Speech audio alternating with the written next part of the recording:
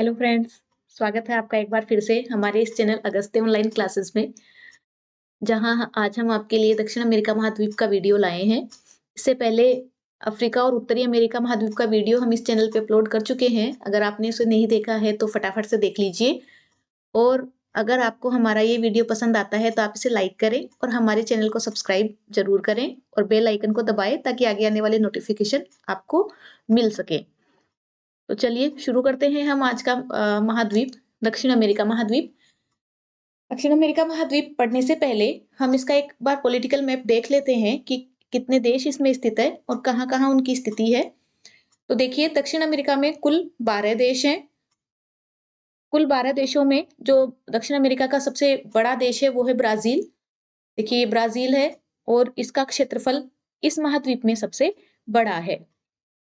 दूसरा देश है सूरीनाम, तीसरा है Guyana, Venezuela, Colombia, Ecuador, Peru, उसके बाद बोलिविया, चिली, अर्जेंटीना, पराग्वे और उरुग्वे।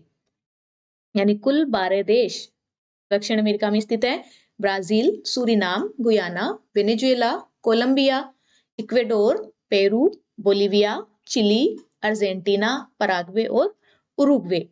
इन 12 देशों के अलावा यहाँ पर दो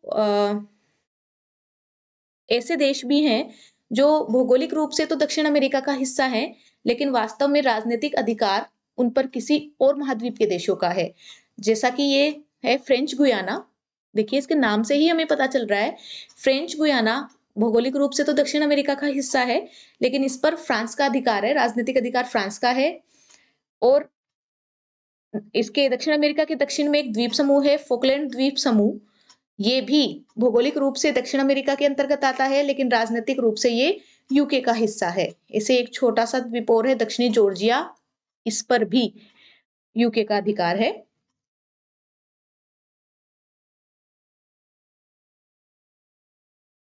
अब देखिए, दक्षिण अमेरिका के महत्वपूर्ण तथ्यों के बारे में हम पढ़ लेते हैं, जानकारी ले लेते हैं। तो दक्षिण अमेरिका विश्व का क्षेत्रफल के आधार पर चौथा सबसे बड़ा महाद्वीप है उत्तरी अमेरिका के बाद। यानी विश्व का तीसरा सबसे बड़ा महाद्वीप उत्तरी अमेरिका है और उसके बाद चौथा सबसे बड़ा महाद्वीप दक्षिणी अमेरिका है। जनसंख्या के आधार पर दक्षिण अमेरिका विश्व में 5वें स्थान पर आता है। यानी पहले जो 4 महाद्वीप हैं जनसंख्या के आधार पर, वो है एशिया, अफ्रीका, यूरोप, उत्तरी अमेरिका और उसके बाद दक्षिणी अमेरिका का स्थान आता है। पूरे विश्व की जनसंख्या का 5.7% भाग दक्षिण अमेरिका के अंतर्गत आता है। यानी पूरे विश्व में जितनी भी जनसंख्या निवास करती है, उसका 5.7% भाग दक्षिणी अमेरिका में निवास करता है। दक्षिण अमेरिका की स्थिति अगर हम देखें तो इसके पूर्व में अंध महासागर, ये देखिए, जो पूर्वी भाग है जहां हमें जल का विस्तार दिखाई दे रहा है, ये अटलांटिक महासागर है, जिसे हम अंध महासागर भी कहते हैं। तो इसके पूर्व में अटलांटिक महासागर का विस्तार है और पश्चिम में अगर हम जो जल का विस्तार हमें दिखाई दे रहा है उसे हम देखें तो ये महासागर है प्रशांत महासागर। देखिए, ये जितना भी जल का विस्तार हमें दिखाई दे रहा है ये है प्रशांत महासागर। हालांकि इनका दक्षिणी हिस्सा है, अटलांटिक महासागर का भी दक्षिणी हिस्सा है और प्रशांत महासागर का भी दक्षिणी हिस्सा है। इसके उत्तर में पनामा नहर द्वारा उत्तरी अमेरिका से तथा दक्षिण में ड्रेक पैसेज के द्वारा ये अंटार्कटिका महाद्वीप से अलग होता है। देखिए, उत्तर में पनामा नहर द्वारा ये जो महाद्वीप है ये स्थल भाग से उत्तरी अमेरिका से जुड़ा हुआ है, जहां ये पनामा नहर द्वारा उत्तरी अमेरिका से अलग होता है। और दक्षिण में देखिए, ये जो पैसेज है, जलमार्ग है, ये ड्रेक जलमार्ग है, लगभग 800 किलोमीटर लंबा है। तो इस ड्रेक पैसेज के माध्यम से जो दक्षिण अमेरिका महाद्वीप है वो अंटार्कटिक महाद्वीप से अलग होता है। इस महाद्वीप की खोज 1498 ईस्वी में, देखिए, इस महाद्वीप की खोज 1498 ईस्वी में स्पेन के नाविक क्रिस्टोफर कोलंबस ने की थी, जिनके नाम पर इस महाद्वीप के एक देश का नाम कोलंबिया रखा गया है। पूरे 12 देशों में इसका एक देश है कोलंबिया और उस कोलंबिया का नामकरण क्रिस्टोफर कोलंबस के सम्मान में किया गया। परंतु इस महाद्वीप का नाम लेकिन इस महाद्वीप का नाम इटली के नाविक अमेरिगो वेस्पुसी के नाम पर अमेरिका पड़ा है। दो मुख्य अक्षांश रेखाएं विषुवत रेखा व मकर रेखा इस महाद्वीप से होकर गुजरती हैं। देखिए, जो विश्व की 3 मुख्य अक्षांश रेखाएं हैं, 0 डिग्री भूमध्य रेखा, 23.5 डिग्री उत्तरी अक्षांश और 23.5 डिग्री दक्षिणी अक्षांश। इन तीनों मुख्य अक्षांश रेखाओं में 2 मुख्य अक्षांश रेखाएं दक्षिणी अमेरिका महाद्वीप से गुजरती हैं, जिनकी स्थिति अगर हम देखें तो देखिए ये 0 डिग्री अक्षांश रेखा है, जिसे हम भूमध्य रेखा या विषुवत रेखा भी कहते हैं। तो ये इसके उत्तरी भाग से गुजर रही है। और मकर रेखा की स्थिति अगर हम देखें तो ये 23.5 डिग्री दक्षिणी अक्षांश है, जो लगभग इस महाद्वीप के मध्य से गुजर रही है। तो इन दोनों अक्षांश रेखाओं के गुजरने के कारण यहाँ की जो जलवायु है वो इन्हीं अक्षांश रेखाओं द्वारा निर्धारित होती है। मकर रेखा इस महाद्वीप के लगभग मध्य से गुजर रही है। देखिए, ये मकर रेखा है, ये लगभग इस महाद्वीप के मध्य से गुजर रही है। इस कारण यहाँ की जलवायु, दक्षिण अमेरिका महाद्वीप की जो जलवायु है वो सामान्यतः उष्णकटिबंधीय जलवायु है। और विश्व के जो सबसे बड़े विषुवतीय वन है, विषुवत रेखीय वन है, यानी विषुवत रेखा के आसपास पाए जाने वाले वन, वो विश्व में सबसे बड़े दक्षिणी अमेरिका के इस अमेज़न बेसिन में पाए जाते हैं, जो सबसे अधिक घने हैं।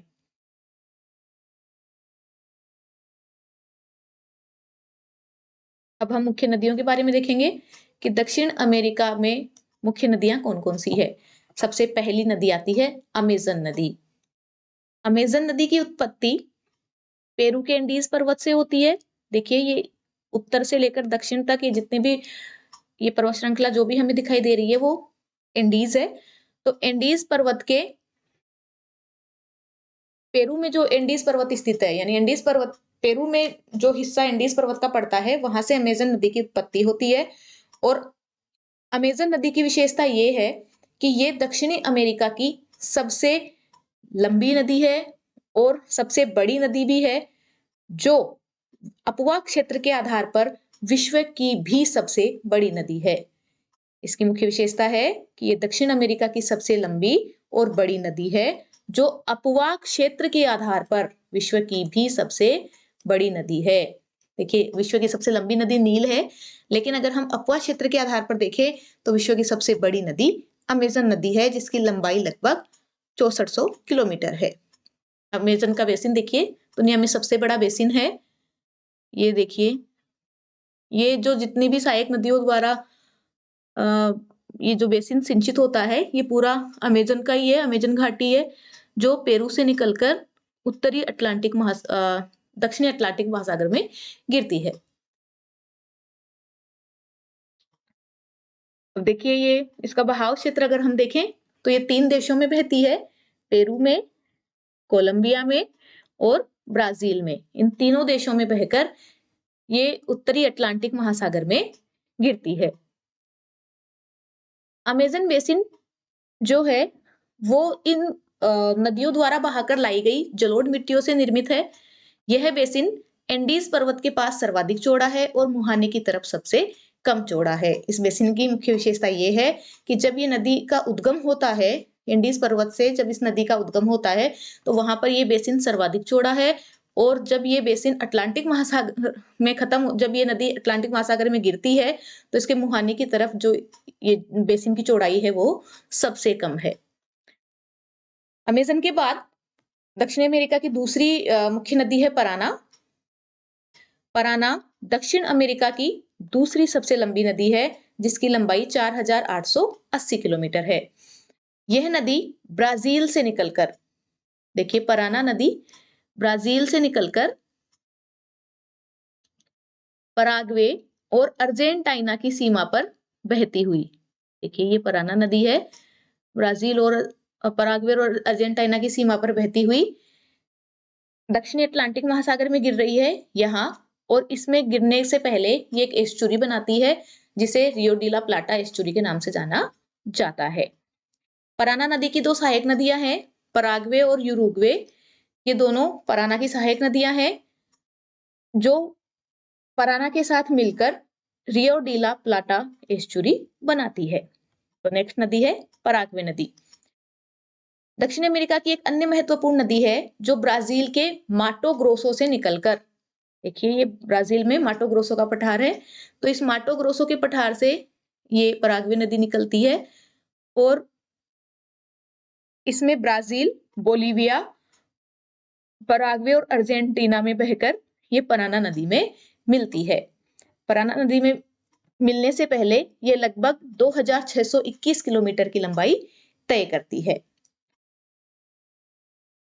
पराग्वे के बाद नेक्स्ट नदी है यूरुग्वे नदी। यूरुग्वे भी पराग्वे की तरह पराना नदी की ही एक सहायक नदी है। देखिए पराना नदी की दूसरी सहायक नदी है जो दक्षिण ब्राजील से निकलकर, यूरुग्वे नदी है जो दक्षिणी ब्राजील से निकलकर, देखिए ये दक्षिणी ब्राजील से निकलकर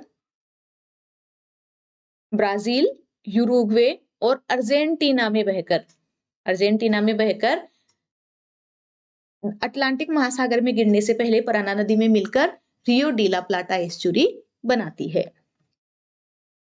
नेक्स्ट नदी है साओ फ्रांसिस्को नदी। साओ फ्रांसिस्को नदी केवल एक ही देश में बहती है और वो है ब्राजील में। देखिए पूर्णतः ब्राजील में बहने वाली, पूर्णतः ब्राजील में बहने वाली ये ब्राजील की सबसे लंबी नदी है जो दक्षिण दिशा से उत्तर की ओर बहकर अटलांटिक महासागर में गिरती है। साओ फ्रांसिस्को नदी की मुख्य विशेषता ये है कि ये पूर्णतः ब्राजील में बहने वाली ब्राजील की सबसे लंबी नदी है। लेकिन अगर हम पूर्णतः ब्राजील में बहने वाली नहीं देखें तो अमेजन ब्राजील की सबसे लंबी नदी होगी। देखिए साओ फ्रांसिस्को नदी है, ये यहां से निकलकर पूरी तरीके से ब्राजील में बहकर अटलांटिक महासागर में गिरती है और इसकी विशेषता यह है कि यह दक्षिण दिशा से उत्तर दिशा की ओर बहती है। नेक्स्ट जो नदी है दक्षिण अमेरिका की वो है ओरिनाको नदी। ओरिनाको नदी वेनेजुएला और ब्राजील की सीमा पर स्थित सिएरा परीमा पर्वत से निकलती है और इस पर्वत से निकलकर वेनेजुएला व कोलंबिया में बहकर, मुख्यतः दोनों देशों में बहती है, वेनेजुएला और कोलंबिया में बहकर अटलांटिक महासागर में गिरती है और अटलांटिक महासागर में गिरने से पहले ये एक डेल्टा बनाती है जिसे हम अमाक्यूरो डेल्टा के नाम से जानते हैं। देखिए सिएरा परीमा पर्वत से निकलकर जो ओरिनाको नदी है, ये ओरिनाको का बेसिन है और ये यहाँ उत्तरी अटलांटिक महासागर में गिरती है। इस ओरिनाको नदी की विशेषता ये है कि विश्व का जो सबसे ऊंचा जलप्रपात है, विश्व का सबसे ऊंचा जलप्रपात जिसे हम एंजल जलप्रपात के नाम से जानते हैं, वो इसी ओरिनाको नदी की एक सहायक नदी है केरू। केरू, देखिए ये केरू नदी है और ये यहाँ पर एंजल जलप्रपात बनाती है। तो ये एंजल जलप्रपात ओरिनाको नदी की सहायक नदी केरू पर स्थित है। इसके अलावा अन्य छोटी नदियां और हैं दक्षिण अमेरिका में जिनके नाम है मेडिरा, मिल्कोमायो, मेडिरा, मिल्कोमायो, टोकोटिस, जुरुआ आदि। नदियों के बाद हम देखते हैं दक्षिण अमेरिका की झीलों के बारे में। दक्षिण अमेरिका में झीलें, कितनी झीलें हैं, मुख्य कितनी झीलें हैं, कहाँ कहाँ स्थित है। देखिए सबसे पहली झील है और दक्षिण अमेरिका की सबसे इंपॉर्टेंट झील है टिटिकाका झील, लेक टिटिकाका। ये दक्षिण अमेरिका की सबसे बड़ी झील है जो पेरू और बोलीविया की सीमा पर स्थित है। देखिए लेक टिटिकाका यहाँ स्थित है, ये पेरू और बोलीविया की सीमा पर स्थित है और इस टिटिकाका की विशेषता ये है कि यह झील विश्व में सबसे अधिक ऊंचाई पर स्थित मीठे पानी की झील है और विश्व की सबसे ऊंची नौकागम्य झील भी यही है। टिटिकाका झील के बाद दूसरी झील है लेक माराकाइबो। माराकाइबो झील देखिए ये वेनेजुएला में स्थित है जो वेनेजुएला की खाड़ी से अलग होती है। क्षेत्रफल के आधार पर ये टिटिकाका से बड़ी है लेकिन वास्तव में इसे एक प्योर झील नहीं माना जाता। देखिए ये यहाँ पर माराकाइबो झील है जो वेनेजुएला की खाड़ी से अलग होती है, लेकिन जब ज्वार आता है तो ज्वार का पानी इस झील के अंतर्गत, इस झील के अंदर आता है जिससे वास्तव में एक प्योर झील ना होकर एक ज्वार नदमुख झील मानी जाती है। ज्वार नदमुख झील होने के कारण टिटिकाका को ही दक्षिणी अमेरिका की सबसे बड़ी झील माना गया है। नेक्स्ट झील है लेक पूपो। लेक पोपो बोलिविया में स्थित झील है। देखिए ये जो झील आपको दिखाई दे रही है, लेक पोपो है, ये बोलिविया में स्थित है। नेक्स्ट झील है मार्चिक्वेटा। मार्चिक्वेटा अर्जेंटीना में स्थित झील है।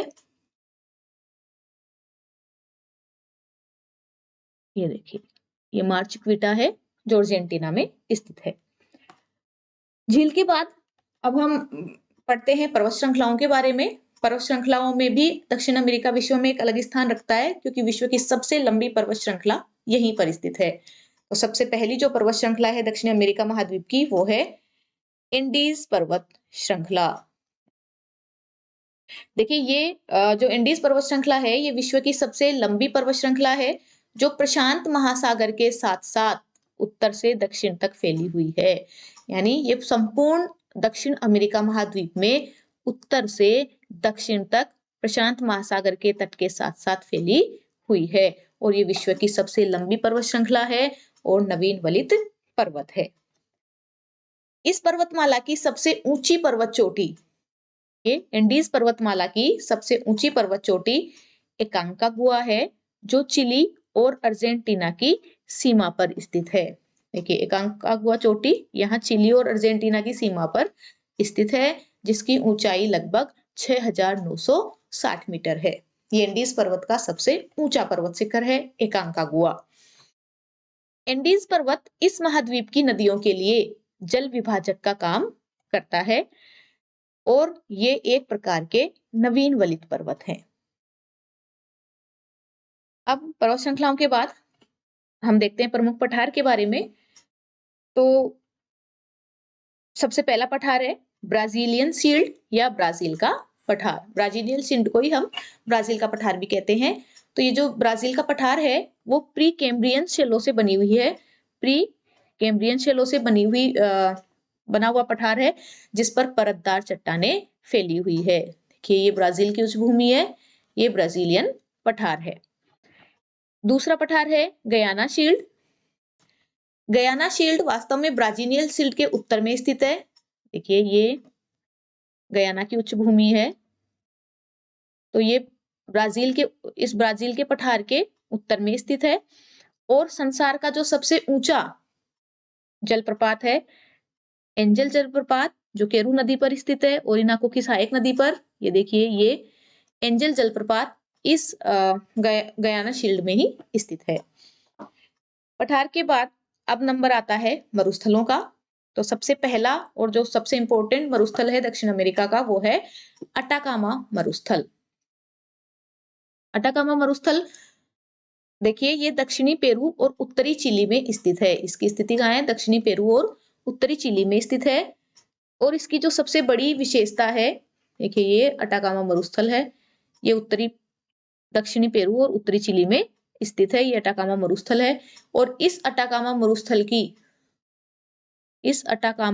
मरुस्थल की सबसे महत्वपूर्ण जो विशेषता है, वो ये है कि ये संसार का सबसे शुष्क मरुस्थल है, जहां पिछले 400 वर्षों से कोई भी वर्षा रिकॉर्ड नहीं की गई है। तो अगर प्रश्न आता है कि विश्व का सबसे शुष्क मरुस्थल कौन सा है, तो हमें अटाकामा को चुनना है। नेक्स्ट मरुस्थल है पेटागोनिया का मरुस्थल। जो पेटागोनिया का मरुस्थल है, वो इसके दूसरे बड़े देश, दक्षिण अमेरिका के दूसरे बड़े देश अर्जेंटीना में स्थित है। देखिए इसकी स्थिति, ये देखिए यहाँ पेटागोनिया का मरुस्थल स्थित है। ये पूरा अर्जेंटीना है, जो दक्षिण अमेरिका का दूसरा सबसे बड़ा देश है।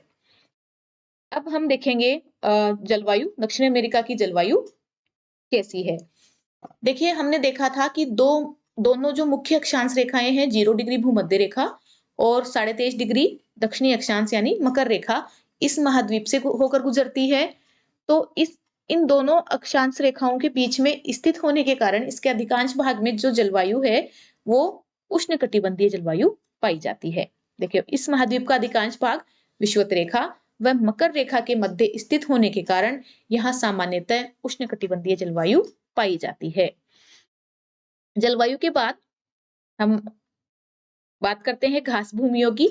यहाँ पर घास के मैदान भी बहुत अधिक पाए जाते हैं। और दोनों प्रकार के घास के मैदान यहाँ पाए जाते हैं, उष्णकटिबंधीय घास के मैदान और शीतोष्णकटिबंधीय घास के मैदान। तो सबसे पहले हम उष्णकटिबंधीय घास के मैदानों की बात करते हैं।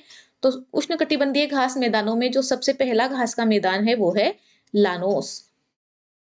देखिए, जलवायु के आधार पर हमने देख लिया है कि उष्णकटिबंधीय घास भूमि है। तो लानोस जो घास के मैदान है वो वेनेजुएला के ओरिनाको बेसिन में, ब्राजील में और कोलंबिया में पाए जाते हैं, यानी दक्षिणी अमेरिका के उत्तरी भाग में। देखिए, ये ओरिनाको बेसिन है और यहाँ पर जो ये इसके उत्तरी भाग में जो घास भूमि पाई जाती है, उष्णकटिबंधीय घास भूमियां हैं और उन्हें वेनेजुएला में, ब्राजील में और कोलंबिया में लानोस के नाम से जाना जाता है। नेक्स्ट घास भूमि है कैंपोस। ये भी एक प्रकार की उष्णकटिबंधीय घास की भूमि है और ये इनकी स्थिति अगर हम देखें तो ये ब्राजील के मध्यवर्ती भाग में पाए जाते हैं। ब्राजील के मध्यवर्ती भाग में पाई जाने वाली उष्णकटिबंधीय घास की भूमियां कंपोस्ट कहलाती है। नेक्स्ट घास की भूमि है ग्रान चाको। ग्रान चाको भी उष्णकटिबंधीय घास की भूमियां हैं जो उत्तरी अर्जेंटीना में, पश्चिमी पराग्वे और दक्षिणी पूर्वी बोलिविया में पाए जाते हैं। देखिए, ये उष्णकटिबंधीय घास की भूमि है जो उत्तरी अर्जेंटीना, पश्चिमी पराग्वे और दक्षिणी पश्चिमी बोलिविया में, दक्षिणी पूर्वी बोलिविया में पाई जाती है। और पराग्वे में, यानी पश्चिमी पराग्वे के जो निचले मैदान है उसमें इन ग्रान चाकोस को पंटाना के नाम से जाना जाता है। ये तो थी उष्णकटिबंधीय घास भूमियां। अब हम देखेंगे शीतोष्ण घास के मैदान। शीतोष्ण घास के मैदानों में सबसे पहला जो नाम आता है वो है पंपास। पंपास शीतोष्णकटिबंधीय घास के मैदान हैं जो अर्जेंटीना के मध्य भाग में पाए जाते हैं। देखिए, अर्जेंटीना में शीतोष्णकटिबंधीय घास के मैदान पाए जाते हैं, उन्हें हम पंपास कहते हैं। और यहाँ पर एक प्रकार की घास मिलती है जिसका नाम है अल्फाफा घास, और ये अल्फाफा घास पशुओं के लिए बहुत अधिक स्वास्थ्यवर्धक होती है।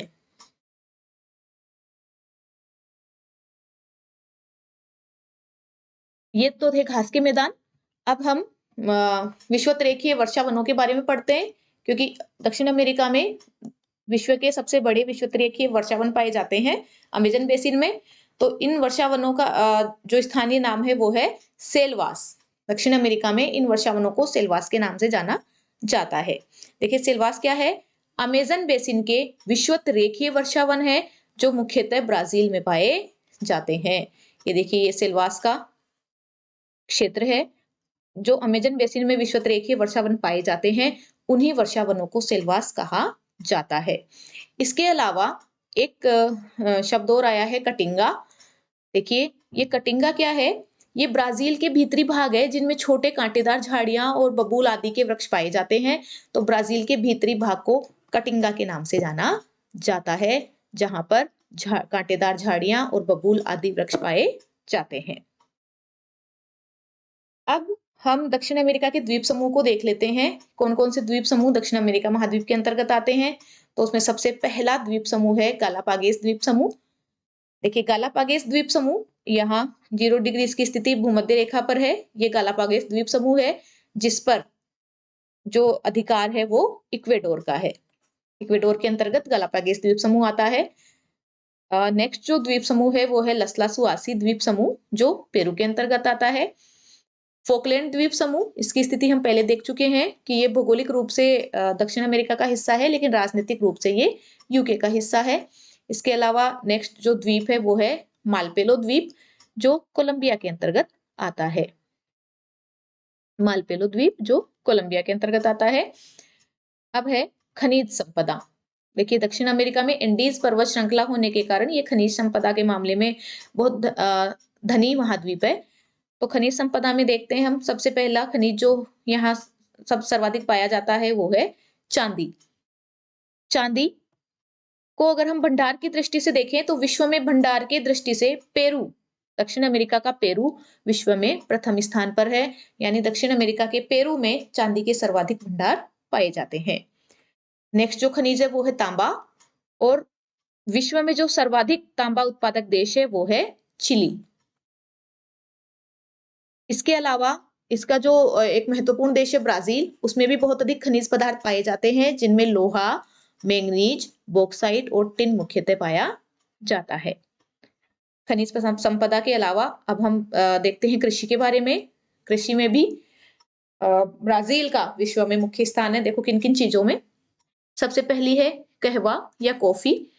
तो विश्व में ब्राजील का कहवा उत्पादन में प्रथम स्थान है, यानी विश्व में की जो सर्वाधिक कॉफी है वो ब्राजील में उत्पन्न होती है। और यहाँ का जो एक शहर है साओ पाउलो, वहां पर विश्व की सबसे बड़ी कहवा मंडी स्थित है। ब्राजील के साओ पाउलो में ही विश्व की सबसे बड़ी कहवा मंडी स्थित है। कहवा के बागानों को ब्राजील में, कहवा के जो बागान होते हैं उनको ब्राजील में फजेंडा के नाम से जाना जाता है। इसके अलावा, कहवा के अलावा या कॉफी के अलावा ब्राजील में कपास का भी उत्पादन होता है और पूरे दक्षिण अमेरिका महाद्वीप में ब्राजील में ही सर्वाधिक कपास का उत्पादन होता है। नेक्स्ट जो फसल है वो है गेहूं। गेहूं देखिए, अर्जेंटीना का जो पंपास एरिया है, जो शीतोष्ण कटिबंधीय घास के मैदान है, वो जो घास के मैदान है वो गेहूं के उत्पादन के लिए प्रसिद्ध है और पूरे दक्षिण अमेरिका महाद्वीप में यहाँ सर्वाधिक गेहूं का उत्पादन किया जाता है। गेहूं के उत्पादन के अलावा पंपास वाले एरिया में पशुपालन भी किया जाता है। अर्जेंटीना में पशुओं के फार्म को, जो बड़े बड़े बाड़े होते हैं, उन्हें स्टेंसियास के नाम से जानते हैं और जो पशुओं की देखभाल करने वाले व्यक्ति होते हैं, जो पशुपालक होते हैं, वो वाचो कहलाते हैं। इसके अलावा नेक्स्ट जो फसल है वो है गन्ना। तो गन्ने का भी जो सबसे बड़ा उत्पादक देश है वो है ब्राजील। अब अगर हम जनांकीय विशेषताएं देखें या मानवीय विशेषताएं देखें, ये तो हम प्राकृतिक विशेषताएं देख रहे थे, तो उसमें सबसे पहले हम अध्ययन करेंगे यहाँ निवास करने वाली प्रजातियों का, कि यहाँ कौन से लोग निवास करते हैं। तो जो लोग यहाँ निवास करते हैं उनमें मुख्यतः 3 प्रजातियों के लोग पाए जाते हैं। 3 प्रजातियों के लोग यहाँ निवास करते हैं और वो तीनों प्रजातियां हैं मंगोलाइड, काकेशस और निग्रोइड प्रजातियां। इन तीनों प्रजातियों के अलावा इन तीनों की मिश्रित जातियां भी यहाँ पाई जाती हैं, जो इस प्रकार है। देखिए सबसे पहली है मेस्टिजो प्रजाति। मेस्टिजो रेड इंडियंस और यूरोपीय प्रजातियों का मिश्रण है, जिन्हें ब्राजील में मामेलुको के नाम से भी जाना जाता है। नेक्स्ट प्रजाति है मुलाटो। मुलाटो यूरोपीय तथा निग्रो प्रजाति का मिश्रण है। ये यूरोपीय और निग्रो प्रजाति का मिश्रण है। और नेक्स्ट प्रजाति है जेम्बो, जो निग्रो व मंगोलाइड का मिश्रण है। इन तीनों प्रजातियों में, मेस्टिजो, मुलाटो और जेम्बो में जो सर्वाधिक जनसंख्या वाली जाति है वो है मेस्टिजो, जो रेड इंडियन और यूरोपीय प्रजातियों का मिश्रण है। अब देखिए हम जनांकीय विशेषताएं देख लेते हैं दक्षिण अमेरिका महाद्वीप की। तो हमने देखा था कि क्षेत्रफल के आधार पर ब्राजील दक्षिण अमेरिका का सबसे बड़ा देश है और जनसंख्या में भी, जनसंख्या के आधार पर भी यहाँ का सबसे बड़ा देश ब्राजील है। चूंकि जनसंख्या के आधार पर सबसे बड़ा देश जहां सबसे ज्यादा जनसंख्या निवास करती है वो ब्राजील है, लेकिन जनसंख्या घनत्व के हिसाब से ब्राजील बड़ा देश नहीं है, बल्कि सर्वाधिक घना बसा देश इक्वेडोर है।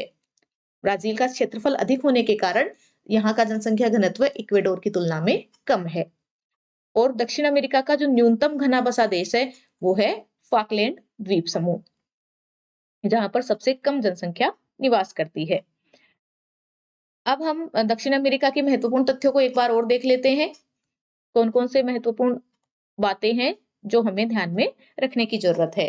तो सबसे पहली चीज जो आती है वो है विश्व की सबसे लंबी पर्वत श्रृंखला। विश्व की सबसे लंबी पर्वत श्रृंखला दक्षिण अमेरिका महाद्वीप में ही है और उसका नाम है एंडीज पर्वत श्रृंखला। और इसी एंडीज का या दक्षिणी अमेरिका का जो उच्चतम बिंदु है वो एकांकागुआ है, जो चिली और अर्जेंटीना की सीमा पर स्थित है। दक्षिण अमेरिका की जो सबसे लंबी नदी है वो है अमेजन नदी और यह नदी नील नदी के पश्चात विश्व की दूसरी सबसे लंबी नदी है। नील नदी के लंबाई के हिसाब से ये विश्व की दूसरी सबसे लंबी नदी है, लेकिन अपवाह क्षेत्र के आधार पर यह विश्व की सबसे बड़ी नदी भी है। नेक्स्ट है विश्व का सबसे ऊंचा जलप्रपात। विश्व का सबसे ऊंचा जलप्रपात, और वो जलप्रपात है एंजिल प्रपात, जो वेनेजुएला में स्थित है। फिर नेक्स्ट है विश्व की सर्वाधिक ऊंचाई पर स्थित नौकागम्य व मीठे पानी की झील, यानी सबसे ऊंची स्थित मीठे पानी की झील और जो नौकागम्य भी है वो है लेक टिटिकाका, जो बोलिविया में स्थित है। फिर है विश्व की सर्वाधिक ऊंचाई पर स्थित प्रशासनिक राजधानी। तो इसके बोलिविया की जो राजधानी है लापाज, वो विश्व में सर्वाधिक ऊंचाई पर स्थित प्रशासनिक राजधानी है। नेक्स्ट है विश्व का सबसे ऊंचा सक्रिय ज्वालामुखी। विश्व का सबसे ऊंचा सक्रिय ज्वालामुखी, और वो ज्वालामुखी है कोटोपेक्सी ज्वालामुखी, जो इक्वेडोर में स्थित है। इसके अलावा दक्षिण अमेरिका का जो सबसे बड़ा देश है वो है ब्राजील, क्षेत्रफल के आधार पर भी और जनसंख्या के आधार पर भी। जो ब्राजील है वो इतना बड़ा है कि वो दक्षिण अमेरिका के 12 देशों में से, एक तो खुद ब्राजील है, बाकी बचे 11, उन 11 में सिर्फ 2 देशों को, चिली और इक्वेडोर को छोड़कर, दक्षिण अमेरिका के सभी देशों के साथ सीमा बनाता है। और क्षेत्रफल व जनसंख्या की दृष्टि से ब्राजील का विश्व में 5वां स्थान है। दक्षिण अमेरिका में ब्राजील का प्रथम स्थान है और विश्व में 5वां स्थान है। अब देखिए दक्षिण अमेरिका का सबसे बड़ा नगर, कि पूरे देशों में अगर सबसे बड़ा नगर देखा जाए तो ब्राजील का साओ पालो नगर है। और ब्राजील का ही दूसरा जो सबसे बड़ा नगर है वो है रियो डी जेनेरो, जो अपनी पृथ्वी सम्मेलन को लेकर फेमस रहा है। रियो डी जेनेरो को मैग्निफिसेंट सिटी के नाम से भी जाना जाता है। नेक्स्ट जो इंपॉर्टेंट फैक्ट है वो ये है कि ब्राजील को सांपों की भूमि के नाम से भी जाना जाता है। सांपों की भूमि के नाम से ब्राजील को जाना जाता है। इसके अलावा दक्षिण अमेरिका में जो सर्वाधिक जैव विविधता वाला देश है वो भी ब्राजील है। अब देखिए द्वीप समूह आया है फोकलैंड द्वीप। फोकलैंड द्वीप पहले भी हम पढ़ चुके हैं कि ये भौगोलिक रूप से दक्षिण अमेरिका का हिस्सा है, लेकिन राजनीतिक रूप से यह ब्रिटेन के अंतर्गत आता है, और इसे लेकर ब्रिटेन और अर्जेंटीना दोनों देशों में विवाद है। नेक्स्ट जो टेरिटरी है वो है फ्रेंच गयाना। फ्रेंच गयाना भी भौगोलिक रूप से दक्षिण अमेरिका का हिस्सा है, लेकिन राजनीतिक रूप से ये फ्रांस की टेरिटरी है। इसके अलावा अमेज़न का एक उपनाम है। अमेज़न को किंग ऑफ वेवर के नाम से भी जाना जाता है, किंग ऑफ वेवर। तो ये था हमारा आज का महाद्वीप दक्षिणी अमेरिका महाद्वीप। नेक्स्ट वीडियो में हम अगले महाद्वीप के बारे में पढ़ेंगे। उम्मीद है आपको हमारा आज का वीडियो पसंद आया होगा। धन्यवाद।